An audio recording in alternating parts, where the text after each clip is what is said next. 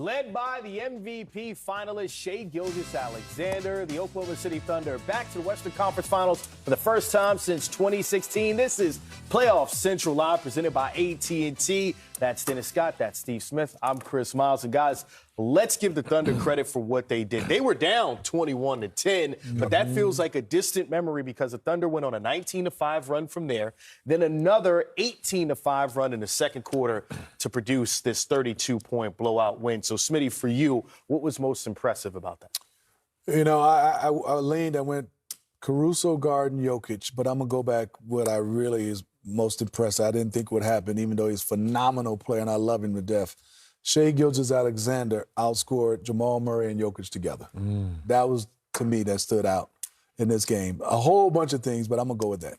I'm going with Coach Daigneault because watching this team over the last couple of years, Smitty, they played small ball. They figured out how to play Czech and Hartenstein together. They figured out how to play top-notch basketball with SGA on the bench. J-Dub figured out after having 3 bad games, he come back and played top-notch basketball in a closeout opportunity. So all season long, we questioned 2 teams, Smitty. Was the Cavaliers ready to graduate? Well, we know what they went through, they're done. Was OKC ready to graduate? Because last year they lost to in the playoffs. They went out and got Hartenstein. They went out and got Caruso. They didn't overreact and go out and get this so-called superstar. They added pieces to what they needed. So to come home and have a win like this showed us what they've done all season long was not a fluke. And the first thing you got to do is defend Nikola Jokic, right? Yes. You see, okay, 20 points, 9 and 7. That's a great game for most players. But only 9 shot attempts, Smitty. I mean, that is stifling defense. And Joker was trying to be aggressive, but they smothered him the entire game. It is. I mean, that's where 3D, I leaned on him, what he just said. This answers that question because they went out and got 2 guys, and it wasn't Hartenstein, who played well against Joker, gave it all. It was Alex Caruso doing everything, and this entire team, you know, being able to come out there and obviously disturb, disrupt, and frustrate the Joker. I mean, they were handsy and give a lot of credit to Alex Caruso, who wanted this matchup. I mean, he called for that switch on the SGA, got out, and you can see he's giving up 8 inches, 80 pounds, and he's down there battling. And he, like you said, only 9 field goal attempts. Alex Caruso, take your hat off to him. What a performance, not only just on the defensive end, everything on the basketball court. Fundamentally sound, grit, grimy, loves to play the game and plays it the right way, 3D. And turnovers, they forced, and they got points off turnovers. That's how you know OKC stuck to who they were. The first quarter, being down 21-10, they didn't panic. And Caruso just kept being active, being physical, getting to the passing lane. And Chris, you talked about it. When they get steals, they're one of the best in the NBA of taking the turnover and turning it into something positive, either a layup or a dunk. And J-Dub bounced back in Game 7. Well, you mentioned that, right? And the stats are staggering in that department. 26 fast break points in a Game 7 is incredible. But 37 points off of turnovers, I mean, that is a tide-turning difference in a game, especially when you win by 32. Well, when you're playing against the Joker, you're always trying to figure out a way, how do you slow him down? And I think what Coach Daigneault said is every time he comes across half court, Smitty, you saw it, they're bumping him, they're pushing him. So now when we watch these fast break highlights, it's either a layup or a wide-open 3. Cookies, another steal. So now we realize that you took Denver out of their comfort zone because Denver took you out of your comfort zone that first quarter playing that zone.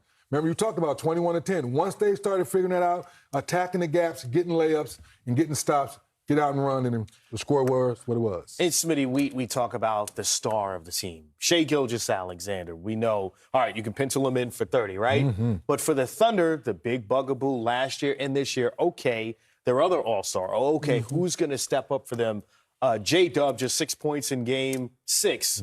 He had 17 in the second quarter, and once he ignited and took flight, this game was over. 24 points, a bounce-back effort for him. And I think you said it. They needed to play fast. I mean, with him playing fast, they didn't have to think. He got out there and was playing his basketball in transition. He's a hard to stop because of his size against smaller guys.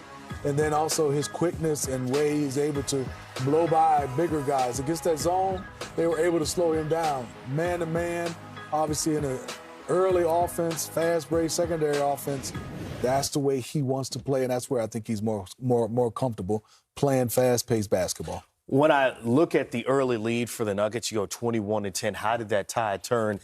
In 3D, you got to give credit to these three guys, Aaron Wiggins, Alex Caruso, Cason Wallace.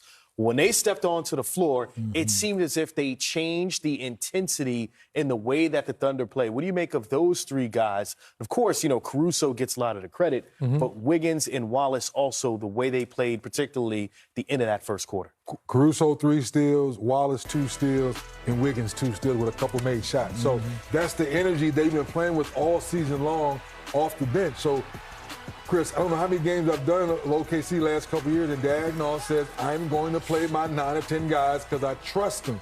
So I didn't expect anything less here in Game 7. And Wallace and those guys just played top-notch basketball on both ends of the floor and got things going in transition for the team tonight.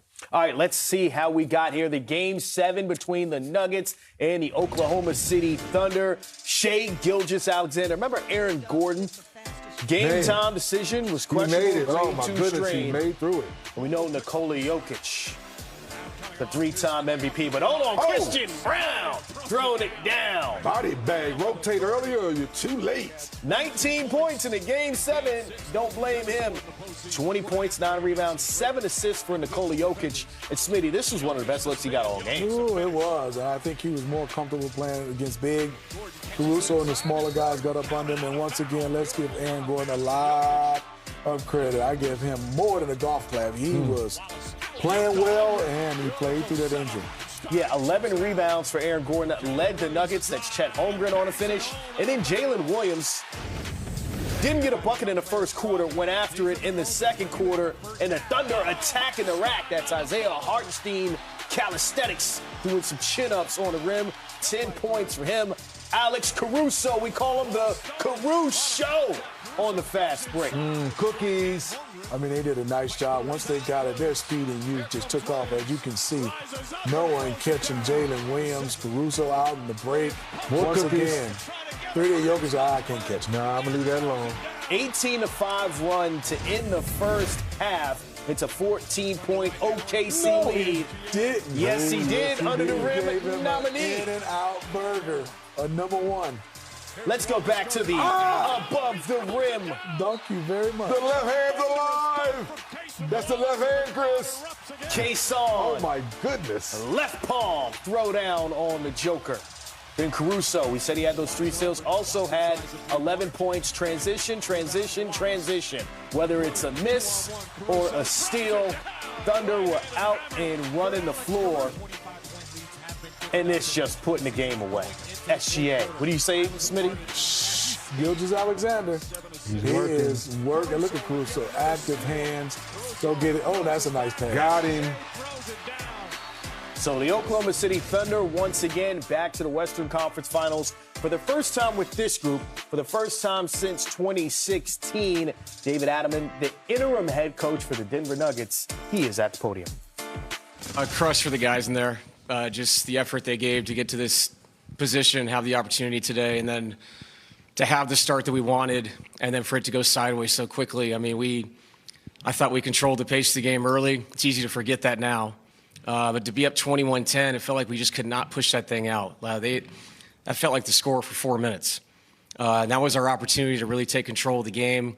Once they got back into it, they kept bringing new people in, and they did overwhelm us. The turnovers were a huge issue in this game, obviously. And sometimes turnovers the number doesn't matter, but 16 steals, that's live ball. It's dunks. That's 37 points off your mistakes. So you're not going to win a playoff game like that. So I give them a lot of credit. They were the aggressor. That's how the whole series has been. Early, I thought we were, and we had control of the game, and then we lost it very quickly. Yeah, man, when you lose, it's crushing. And it's the last time you'll be in the room with those guys, and it's beyond that, you only get one of these. This is the one moment we had together to make this run. And they're all individual to themselves, and they're also special. Anybody that's played sports understands that. So walking out of that locker room is, it's crushing, and it's going to take a while to get over that. Coach, 3 of your 5 starters were dealing with something in the last 48 hours. Was that too much to overcome? And also, how close was Aaron not going to be able to play today? Aaron Gordon is incredible. What he played with today, I don't know many people that would even attempt to go out there and run up and down, and he did it in a Game 7 against Oklahoma City on the road. That was one of the most incredible things I've ever seen. So, yes, he was extremely close to not playing. I was surprised, that they said, no, he's a go, he's going to start. I knew there was a chance, but in the back of your mind, you're kind of planning, I don't think he's going to have it. Guy had 8 rebounds at the half. He almost had a double-double going up and down in that kind of pain. Shot the ball. The 1-3 in front of our bench looks so comfortable. Like it's just a testament to his toughness. I can't sit here and say because we're beat up and this guy's sick that we lost. We got beat. And if we were that tired late, we certainly weren't tired early. So we had an opportunity to take control of that game, and we missed that opportunity at the end of the first quarter. And that run, to start the second, obviously at the end of the half, really put us in a tough spot. Coach. So the Oklahoma City Thunder win Game 7 against the Denver Nuggets. They will face the Minnesota Timberwolves in the Western